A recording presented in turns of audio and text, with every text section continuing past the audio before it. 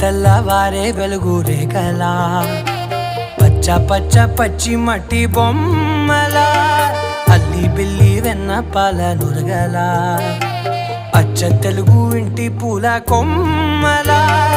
దేవదేవుడే పంపగా ఇలా దేవతే మా ఇంట అడుగే పెట్టెనంట బ్రహ్మ కళ్ళలో కాంతులే